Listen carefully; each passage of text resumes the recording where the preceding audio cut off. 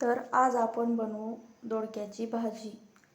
तुम्ही बघू शकता किती छान दिसत आहे आणि चवीलाही तेवढीच छान आहे। तुम्ही पण नक्की ट्राय करा। अशाच नवीन व्हिडिओसाठी माझ्या चॅनलला सबस्क्राइब करून घ्या, सोबतच लाईक करा। तर चला मग रेसिपीला सुरुवात करू। सर्वात अगोदर आपण एक असा दोडका घेऊ व त्याच्यावरच्या शिरा काढून घेऊ। शिरा व्यवस्थित काढून घ्यायच्या।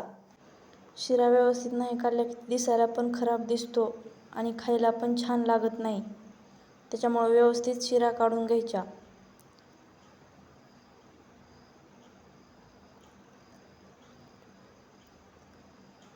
व दोडका कट करून घ्यायचा। तुम्ही तुमच्या आवडीनुसार छोटा या मोठा कट करून घ्या।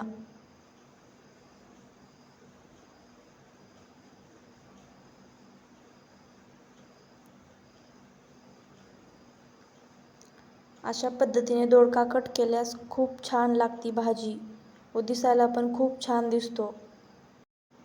मुलांना नक्की अशी भाजी बनवून द्या, मुलं खूप आवडीने खातात। जी दोडका खात नाहीत त्यांना अशी भाजी बनवून दिली की ती खूप आवडीने खातात व दुसऱ्यांदा बनव म्हणतात।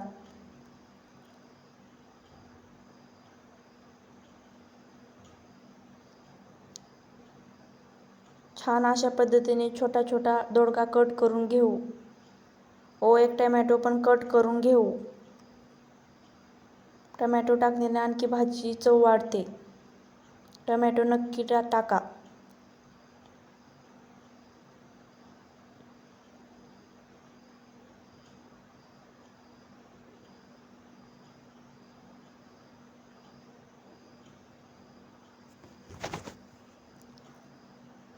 तुम्हाला माझ्या रेसिपीज कशा वाटतात कमेंट करून मला नक्की सांगा व तुम्हाला दुसरी कोणची रेसिपी पाहिजे असेल ती पण कमेंट करून नक्की सांगा, मी तुमच्यासाठी नक्की बनवणार।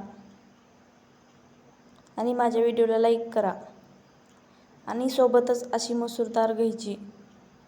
ह्या भाजीमध्ये मसूर डाळ टाकली की भाजी आणखी छान लागते। तुम्ही मूग डाळ पण घेऊ शकता। सोबतच गॅसवर कढई ठेवून तेल टाकून मोहरी आणि जिरे टाकून घेऊ।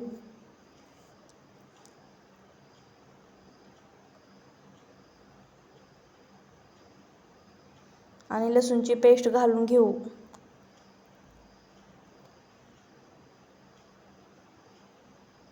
लसूण चांगला भाजला की टोमॅटो टाकून घेऊ व व्यवस्थित मिक्स करू।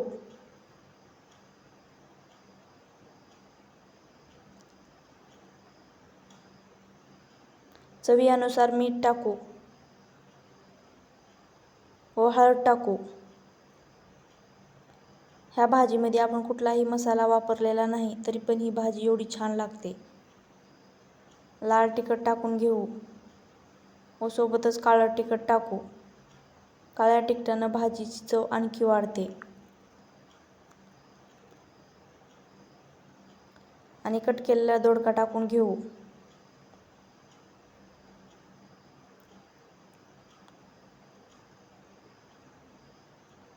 आणि मसूर डाळ टाकून घेऊ। मी इतकी मसूर डाळ टाकलेली आहे, तुम्ही तुमच्या पसंतीनं कमी या जास्त करू शकता।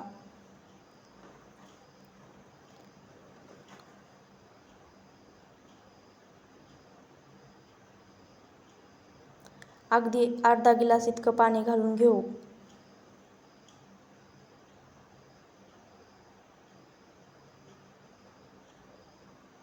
हे बघा किती छान भाजी शिजली गेली आहे। गॅस बंद करून घेऊ। तुम्ही बघू शकता डाळ आणि दोडका किती व्यवस्थित शिजला आहे। तुम्ही पण अशी भाजी नक्की ट्राय करा।